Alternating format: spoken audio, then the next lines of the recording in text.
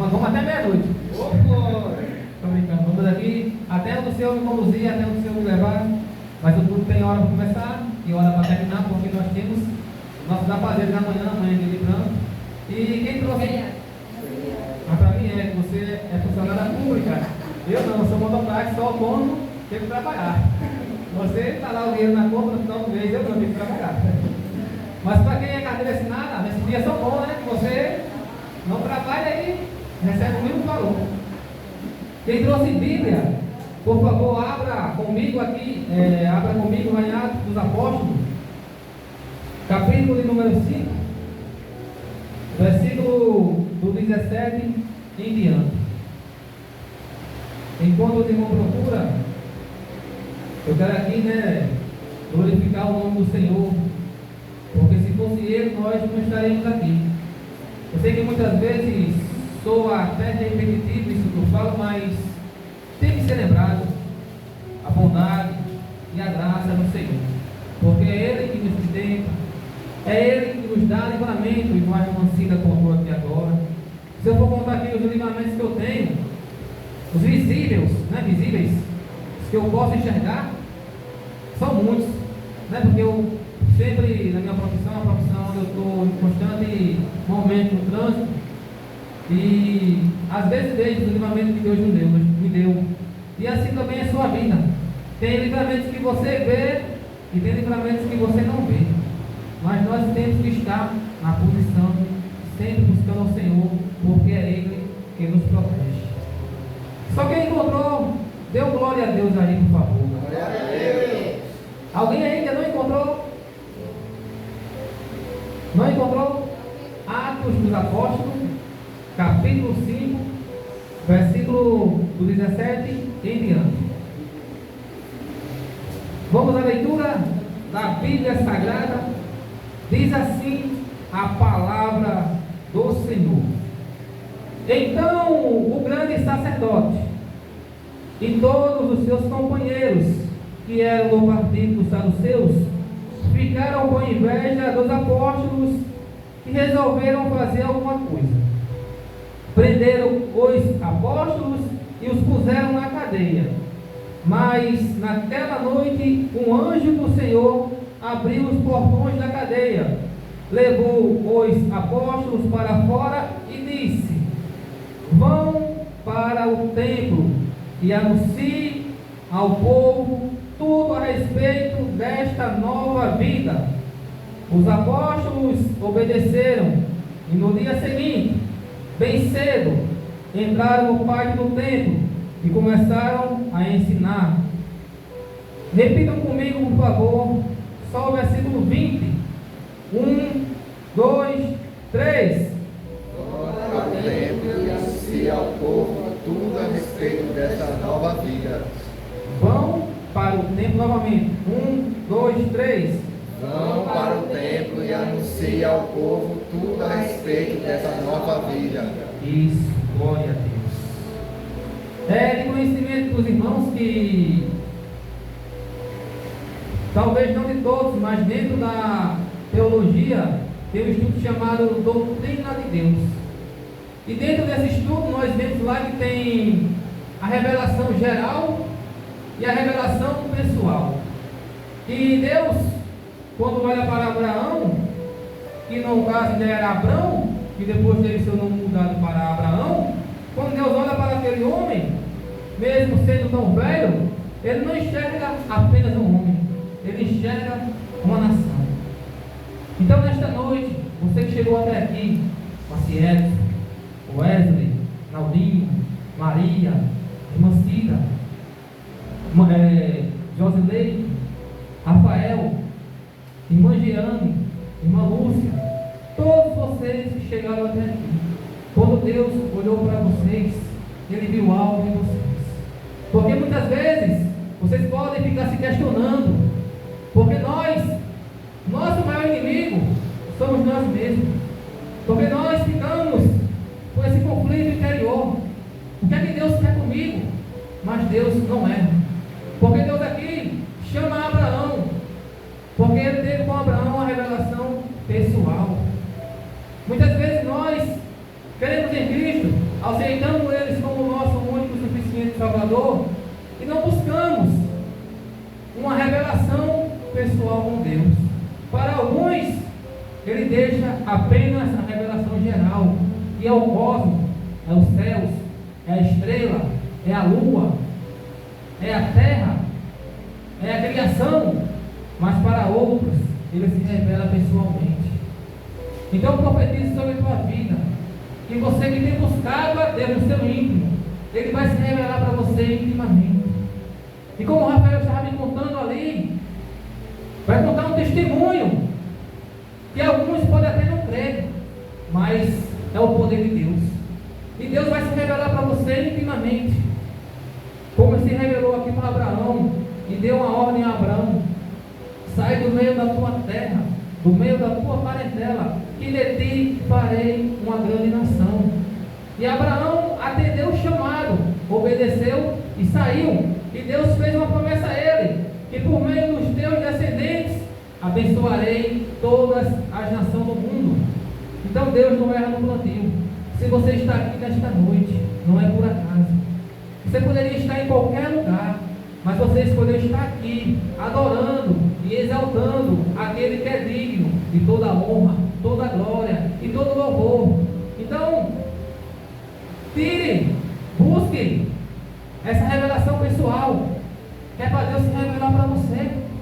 Em meu quarto, já contei esse testemunho algumas vezes. Deus, eu estava todo quebrado por dentro, nesse conflito, nessa guerra. Vocês acham que é fácil para mim chegar aqui e pregar? Não, não é fácil não. Tem hora que eu fico dizendo: meu Deus, eu não sei falar, eu não me expresso bem, eu não falo bem. O Senhor escolheu logo eu para pregar. Mas Deus diz: meu filho, eu não erro em quem eu chamo, eu te chamei para pregar a minha palavra. Então, desde este dia, que foi naquele dia que Deus também me tomou aqui no púlpito, que eu, toda vez que tenho a oportunidade de pregar, eu não digo não a Deus, eu sempre obedeço ao chamado. Só que não é assim do dia para a noite.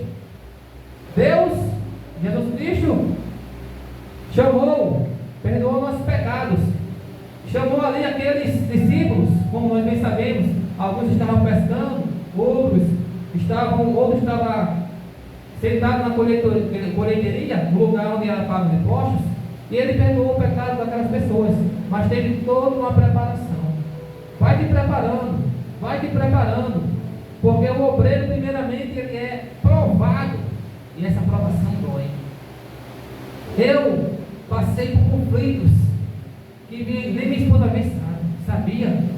E o obreiro, muitas vezes, ele tem que ser provado. A Bíblia diz: tem que ser provado, e se for aprovado, que sirva a igreja. E quem é que aprova?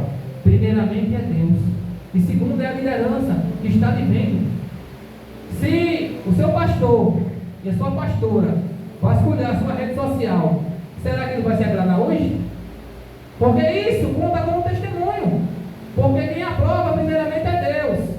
Ele está vendo a sua intimidade com Ele, está vendo a minha intimidade com Ele. E o pastor, a liderança que está aqui, está vivendo. E no momento certo você vai ser provado. Vai ser levado às vezes até desertos. E quando sai aprovado, que sirva a igreja. E é isso que eu estou fazendo aqui hoje. E Deus prometeu a Abraão que por meio dele abençoaria todas as nações. E lá em Lucas capítulo 1 nós vamos ver que o cumprimento dessa promessa está prestes a acontecer quando hoje aparece a Maria, e Maria fica grávida de Jesus, e Jesus vem ao mundo, deixou por um momento a sua glória, nasceu, viveu, cresceu, morreu e voltou aos céus. E aqui se inicia a igreja em Atos dos Apóstolos.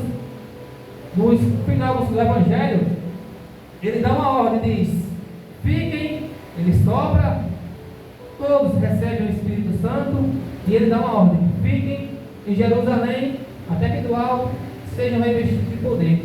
E ali em Atos capítulo 1, e ele volta aos céus. E lá em Atos capítulo 1 nós vamos ver que os discípulos escolhem um sucessor para Judas Iscariotes, que tinha se matado, Judas que traiu Jesus. E ali vamos ver que eles escolhem Matias para compor o colégio apostólico, e tem os 12 apóstolos. E continuando, nós vamos ver que no capítulo 2, o Espírito Santo vem. E Pedro, como nós sabemos, faz a sua primeira pregação e se converte 3.000 almas. E continuando, aí ali vai a vida dos primeiros cristãos. Como é que eles viviam? Eles não tinham apego, não eram soberbos, não eram apegados a bens materiais. Eles vinham, ajudavam uns aos outros em suas necessidades. E continuando, nós vamos ver que após Pedro pregar, é levado diante do conselho, dos sacerdotes, dos saduceus, e Pedro mantém essa palavra. Nós vamos ver que chega aqui neste capítulo 5, que eu acabei de ler, que no 17 fala assim: então o grande sacerdote e todos os seus companheiros, que eram do partido dos saduceus, ficaram com inveja dos apóstolos e resolveram fazer alguma coisa. Os saduceus, para quem não sabem, dentro do judaísmo, tem os fariseus, que eles criam na ressurreição dos mortos, e tem os saduceus, que eles não criam na ressurreição dos mortos. Ambos são judeus. E eles, como nós vemos aqui, a Bíblia fala com inveja. Com inveja de quê? A gente vai entender isso, tem que voltar um pouquinho nos capítulos, mas nós vamos ver que é porque os apóstolos, tudo que eles iam falando, Deus ia confirmando. Gente ia sendo curado, gente ia sendo liberto, gente ia sendo batizado e se convertiam a Jesus e glorificavam o nome de Deus. E os líderes religiosos da época ficaram com inveja disso e disseram: nós vamos fazer alguma coisa, nós vamos fazer alguma coisa para parar eles. Então não se assuste, moça, rapaz, senhora e senhor. Se quando Deus começar a te usar, seja em qual área for, o inimigo vai se levantar para tentar te parar, mas ele não vai conseguir, porque maior é aquele que está conosco. Porque aqui a gente vê o que é que esses homens estavam fazendo de mal. Pedro e os apóstolos estavam ajudando as pessoas.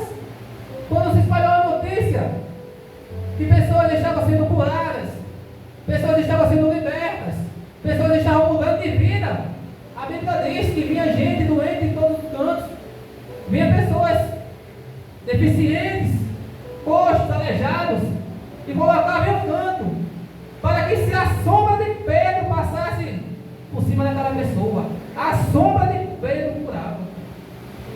Então esse era a raiva dos saduceus de Pedro, porque o inimigo ele vai usar, ele não vai se materializar assim na sua frente, porque ele não tem corpo, ele é espírito, ele precisa de um corpo para usar, para poder tentar atrapalhar a sua vida. E aqui ele usava os saduceus, os fariseus, que achavam que estavam fazendo a vontade de Deus. E nós vamos ver que Pedro não estava fazendo nada errado com os apóstolos. E ele disseram: nós vamos fazer alguma coisa. Esses homens estão fazendo muitos milagres, Deus usando eles. E movidos de inveja, sentimento de inveja não é triste, mas peça a Deus discernimento de espírito. Deus, coloque pessoas do meu lado para somar comigo. Peça a Deus discernimento de espírito, porque você vai ver pessoas chegando assim do seu lado, falando com você, mas Deus vai te revelar: isso aí não gosta de você não, está aí falando na sua frente as coisas boas, mas quando você dá as costas, só Deus sabe o que essa pessoa fala de você. Então isso aí é seu amigo. O Espírito Santo vai te dar discernimento de espírito. Busque os dons do Espírito Santo.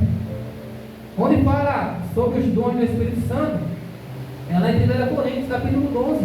Busquem os dons do Espírito Santo. E aqui nós vamos ver no versículo 18, prenderam os apóstolos, os puseram na cadeia, mas naquela noite o anjo do Senhor abriu os portões da cadeia, levou os apóstolos para fora e disse, naquela noite: ei, irmão, a perseguição pode se levantar contra a tua vida, mas está fazendo a vontade de Deus, permaneça. O inimigo pode se levantar contra a tua vida. Tem hora que a gente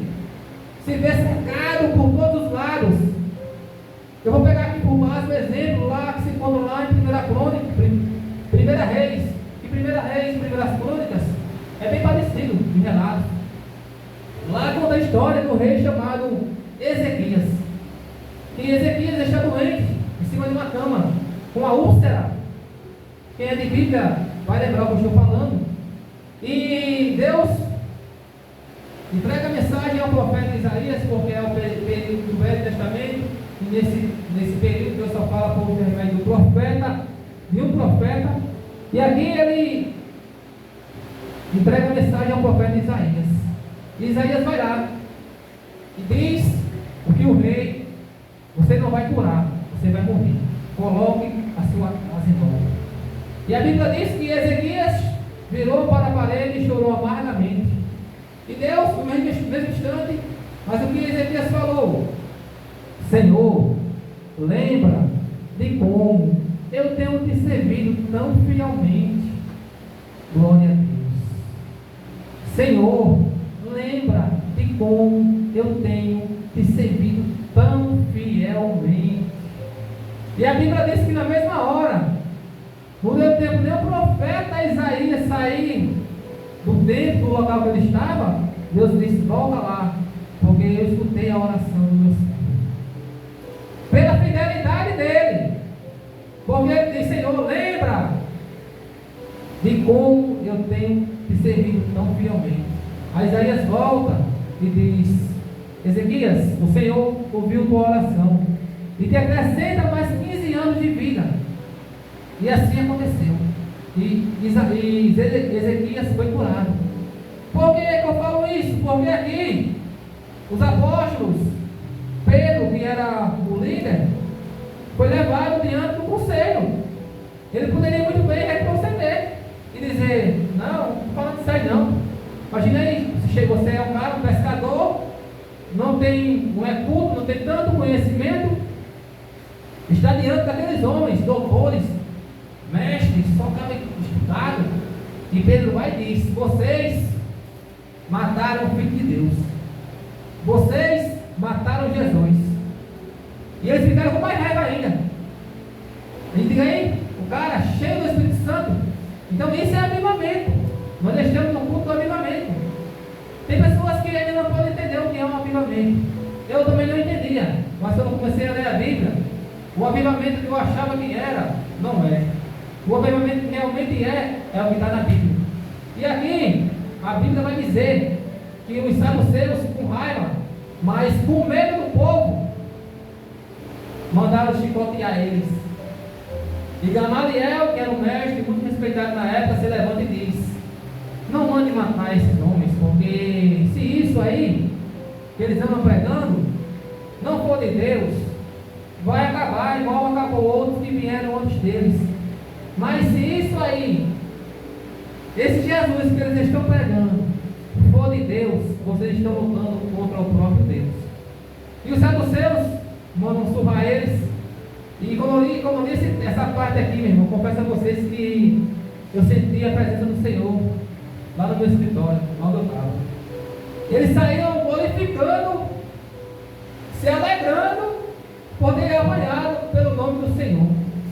Olhando assim, humanamente é loucura. Mas quando você está cheio do Espírito Santo, você só quer glorificar o nome do Senhor. E eles não retrocederam, porque o profeta de verdade, ele faz aquilo que Deus manda. Isaías chegou diante da maior autoridade de Israel e disse: você vai morrer, põe a sua casa em ordem. Ele podia muito bem: vixe, eu vou profetizar para quem morrer. Ei, passa a mão na cabeça. Não, então, não vai acontecer nada não. Podia mentir, mas o profeta de verdade é igual a Isaías. O profeta de verdade é igual a Pedro. Hoje o profeta é você e sou eu, quando nós estamos pregando a palavra do Senhor. Então fale aquilo que Deus te mandar falar. Fale aquilo que Deus te mandar falar. Porque o profeta de verdade, ele fala aquilo que Deus manda. Mas naquela noite o anjo abriu. Então, quando você está fazendo a vontade de Deus, está na posição que Deus te colocou, quando você respeita todo o processo, porque aqui os discípulos, Jesus soprou, receberam o Espírito Santo, mas deu uma ordem: fiquem em Jerusalém. Eles ficaram. Quando foram cheios, iniciaram a pregação do Evangelho. Mesmo diante das perseguições, não pararam. Quando você está na posição que Deus te colocou, Tem momentos que você vai ficar igual a Ezequias. Se não bastasse estar doente, ainda vinha o inimigo assírio para atacar ele. Problema de um lado, problema de outro. E ele agora? Ele orou. Deus resolveu aquele problema da doença. Ele orou. O rei Senaqueribe zombou de Deus. E Deus foi, enviou um anjo, apenas um anjo, no exército dos assírios. E foram mortos 185 mil assírios. Então tem hora que a gente fica olhando de um lado, olha de outro, mas fique na posição que Deus te colocou. Porque aí você pensa que não tem saída, mas Deus vai te dar um escape para sair dessa situação. Porque aqui, com Ezequias não foi diferente. Ele estava cercado de um lado de problema. Vinha o exército inimigo atacar ele. Do outro lado tinha doença. Ele orou, Deus resolveu a situação da doença. Ele orou, Deus mandou um anjo lá e matou 185 mil. E Ezequias viveu um momento de paz, viveu um momento de tranquilidade. Então na sua vida e na minha é diferente não. Tem momentos que vem turbulência, vem problemas, mas se pede com o Senhor, porque o Senhor vai te dar escape. Permaneça na posição que Ele te colocou, porque Ele não errou quando te chamou. Quando Ele olhou para você, quando Ele olhou para mim, que era um cachaceiro, que era um prostituto, que era um mentiroso, Ele não olhou, Ele viu, Ele ali, eu vou fazer um pregador da minha palavra. Quando Ele olhou para você, em meio aos seus problemas, em meio às suas dificuldades, em meio às suas imperfeições, Deus olha diferente do que o homem olha. Deus já olha o que você vai ser lá na frente. Muitas vezes você não entende o processo que está passando, mas Deus não erra no plantio. Porque Deus chamou um homem com quase 80 anos de idade e disse que ia fazer a nação dele. Olhando aos olhos humanos é loucura. Quando as pessoas olham para você, quando olham para mim, podem até zombar, mas permaneça na posição que Deus te colocou. Permaneça fiel ao Senhor, porque o Senhor não é o plantio. Ele quer te usar. Eu falei aqui no começo que eu não me conformo, e vocês também não podem se conformar. Como a igreja que cabe no máximo 60 pessoas, só tem 29 pessoas no hall de membros. Nós não podemos se acomodar com isso. Vamos nos preparar, vamos se unir em oração, olhando junto para o mesmo propósito. Vamos se unir, porque nós vamos ver que Paulo e Barnabé, lá em Atos 13, versículo 2, diz assim: certa vez, quando eles estavam adorando o Senhor e jejuando, o Espírito Santo disse: separem para mim Barnabé e Saulo, a fim de fazer o trabalho para o qual eu os tenho chamado. Então eles jejuaram e oraram e puseram as mãos sobre Barnabé e Saulo e os enviaram na sua missão. Se tiver a oportunidade de pregar outro dia, aqui já dá uma pregação para missões. Mas aqui o que me chama a atenção nesse texto, sabe o que é? Que eles estavam fazendo o quê? Jejuando e orando e adorando ao Senhor.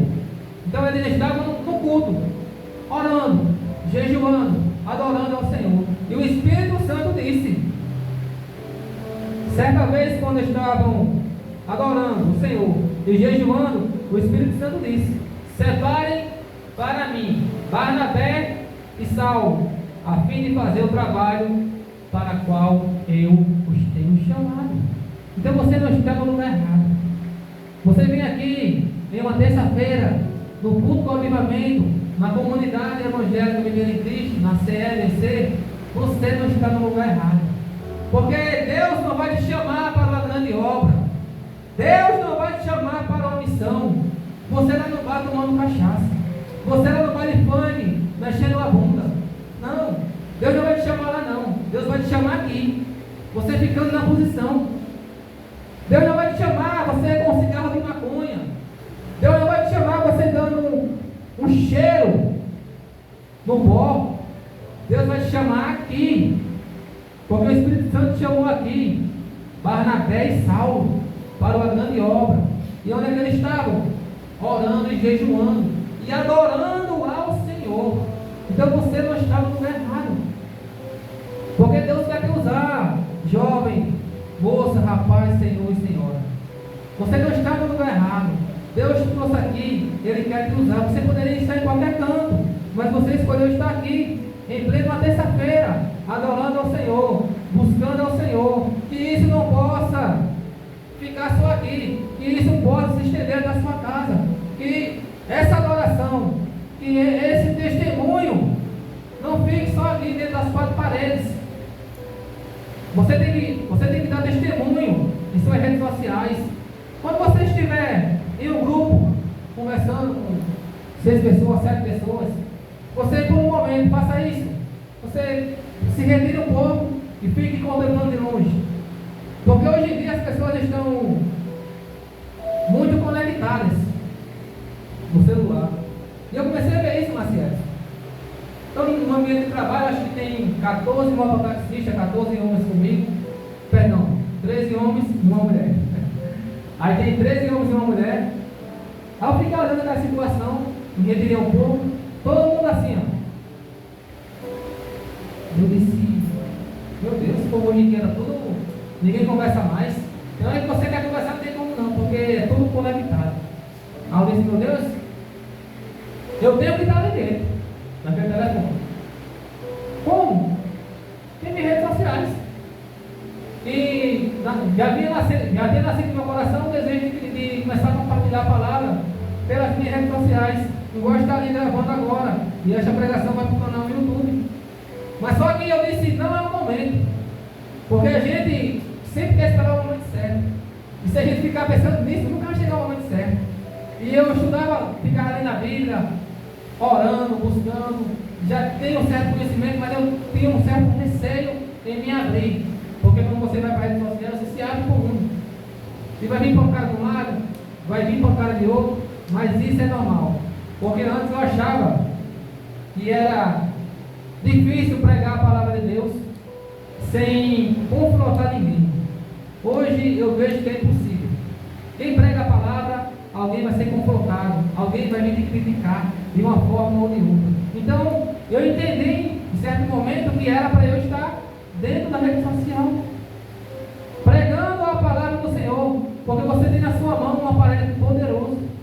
Não, mas Deus não me chamou para isso.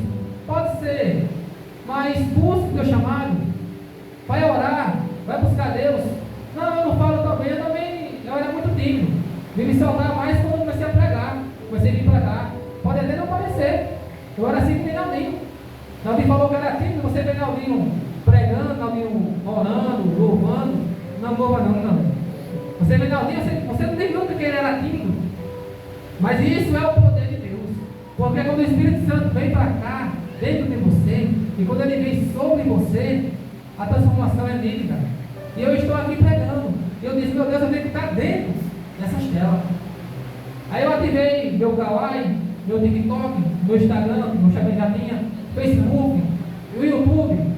E tenho aqui meu mídia, Maciel, que é quem edita meu vídeo. Já estou aqui aproveitando para divulgar o trabalho do rapaz. Vocês que me veem aí através do YouTube, criou um canal no YouTube, seja qual segmento, seja qual nicho, tem aqui Maciel, editor de vídeo. Como eu trabalho 12 horas por dia, não tenho tempo de editar meus vídeos. Aí eu envio para Maciel. Já estou fazendo aqui a propaganda do nosso irmão. Então, eu disse, eu tenho que estar ali dentro dessas telas. E comecei a fazer cortes, mas eu perdi muito tempo. Aí eu vi Maciel aqui, Maciel. É o seguinte, eu posso te pagar tanto por mês para você editar meus vídeos, né, Maciel? Fiz um combinado com ele. E é até melhor que eu também faça a propaganda sua, né? Falo lá. Não falei, estou falando aqui agora, que eu lembrei. Mas vai para o YouTube. E é isso aí. Deus quer te usar. Você tem um aparelho poderoso na sua mão. E o pastor falou, cria um canal no YouTube. Manda alguém gravar suas pregações, tem uma pregação tão boa, manda alguém gravar. Só que eu achava que eu não pregava bem. Até que eu fiquei me vendo pregando e dá para enganar. Eu sou suspeito para falar, como fala minha esposa, porque eu não posso falar de mim mesmo, quem tem que falar é os outros. Aí eu disse, não, pastor, não é o momento não vou me abrir agora não, deixa eu terminar esse curso de teologia. Eu estou na quarta matéria, que é o Pentateuco, e estou me esforçando, mesmo trabalhando 12 horas por dia, tendo uma família, ajudando na Ciame, estou aqui pregando hoje. Deus não chama de desocupado não, viu? Você é muito ocupado, é você mesmo que Deus está usando. Porque Deus quando passou, chamou Pedro, onde é que ele estava? Pescando. Deus passou, chamou Mateus, onde é que ele estava? Trabalhando, cobrando impostos. Deus não chama de desocupado não, Deus quer te usar. Não tem tempo não. Tem tempo, o que falta é prioridade. Porque se eu mostrar a você uma caderneta que eu tenho em casa, então vamos lá, agenda 2023, né? Aí eu sempre faço minha rotina, porque eu sempre quero deixar o tempo para oração, para buscar Deus. Aí eu boto para acordar de 5h30 da manhã, para de 5h30 às 6 eu orar. Aí de 6 às 7 horas aquela correria, fazer o café, para tomarmos café e minha esposa, para deixar no trabalho e começar a correria. Aí tem vezes que eu não consigo manter essa rotina, mas eu tenho que orar, eu tenho que ler Bíblia. Tem dia que eu chego em casa cansado, com os olhos pregando. Eu digo, não, tem que ler pelo menos um capítulo da Bíblia, porque isso aqui é o alimento do crente. Você não toma café da manhã, não almoça e não janta? A Bíblia é o alimento espiritual, a oração é o alimento espiritual, o jejum também é um alimento espiritual, porque você mortifica a carne e vivifica o espírito. E nós vamos ver que lá no capítulo 5 eu li, fala sobre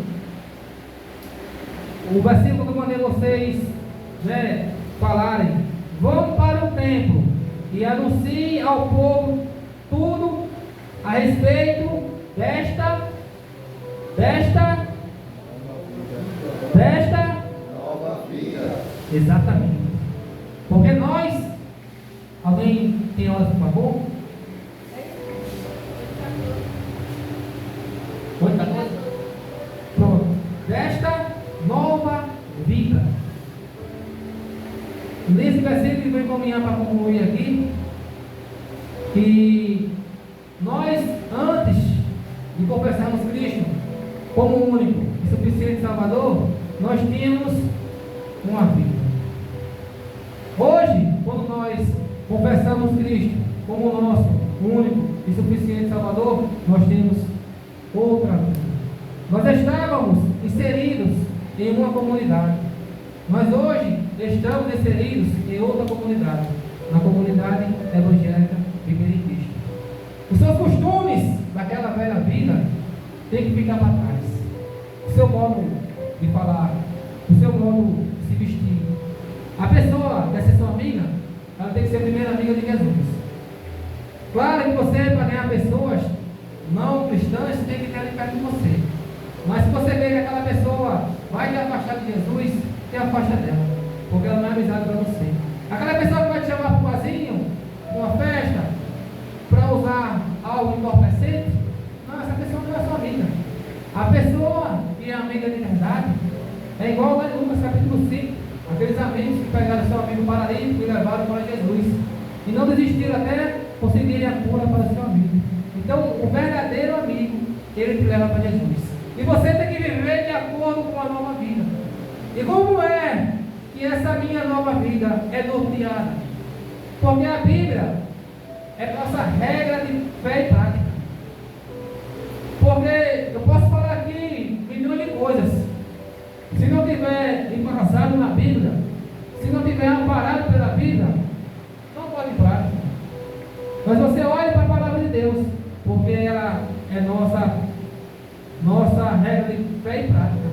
Nós temos que viver de acordo com a Bíblia. Claro, faço aqui uma pequena observação. Tem coisas na Bíblia que foram para os judeus naquele tempo passado e não se aplicam a nós. Como por exemplo, naquela época não poderia ter mais de uma mulher. A prática da poligamia era permitida. Nós temos na nova aliança. O homem tem que ser homem de uma só mulher. E como por exemplo, uma terra naquela época ficava na posse de uma pessoa há 40 anos. No 39º ano, a terra tem que ser devolvida ao primeiro dono. Como, por exemplo, naquela época, todo menino homem que nascia no povo de Israel tinha que ser circuncidado. Hoje ninguém é circuncidado. Eu não vou entrar aqui porque é um assunto um pouco delicado, depois eu falo sobre isso. E resumindo, nós estávamos em uma vida diferente. Hoje é o culto do avivamento. Não tive muito tempo para preparar essa palavra, mas creio que quem veio para receber, recebeu. E o Senhor, aqui nós vamos ver que Barnabé e Saulo estavam fazendo o quê? Orando e jejuando e adorando ao Senhor. Então não deixe de ir aos cultos. Eu sei que tem dia que você pode estar desanimado, desanimada, cansada. Não, hoje não. Não vou não. Venha. Busque intimidade com o Senhor, porque Deus quer se revelar para você pessoalmente. E você vai contar aqui com um amigo seu mais íntimo, um testemunho, que nem eu comecei a falar e terminei. Eu estava quebrantado por dentro, destruído. Eu disse: eu vou, o último culto que eu vou é hoje. Vou mais não. Vem assistir a nossa reunião. Cheguei em casa, dobrei meus joelhos e disse: Deus, eu estou te servindo tão fielmente, fiz igual a Ezequias. O que está acontecendo? Aí Deus me tomou em línguas dentro do meu quarto. Comecei a falar em línguas, em variedade de línguas, porque eu falo línguas, as mesmas línguas estranhas, mas quando Deus quer me usar no tom da profecia, Ele me dá novas línguas, e a línguas, variação de línguas. E Ele me tomou no meu quarto e comecei a falar em línguas diferentes. Estava falando aí. Depois me veio a interpretação. E Ele disse: isso aqui serve para você também. Você pode estar passando por uma turbulência, pode estar por dentro aí, se confrontando, dizendo que você não presta, que você não serve. Deus não é o problema. Aí Deus foi e disse: grave essas palavras: não te apavores, eu estou contigo. Não te apavores, porque eu estou contigo. E o Espírito Santo veio sobre mim, e aquela dor na alma, aquela ferida que tinha dentro da alma, parece que Ele tirou assim, ó. E eu saí do quarto levitando, parecia que eu era outro homem após uma oração. Então Deus também quer se revelar para você pessoalmente. Tem pessoas que Ele vai se revelar de uma forma, para a pessoa vai se revelar de outra, porque para alguns Ele deixa a revelação geral, mas para você Ele quer se revelar pessoalmente. Busque a Deus, busque o Senhor enquanto pode achar. Encerro por aqui essa mensagem. Vamos aqui falar de dízimo e oferta. Só assim, ó, as pessoas. Vamos aqui falar de dízimo e ofertas. E vamos aqui entregar os envelopes. Enquanto o Ministério do Louvor estiver louvando aqui, vocês iriam depositar aqui no envelope laço os seus dízimos e as suas ofertas. Eu convido aqui Naldinho e Maria para distribuírem os envelopes.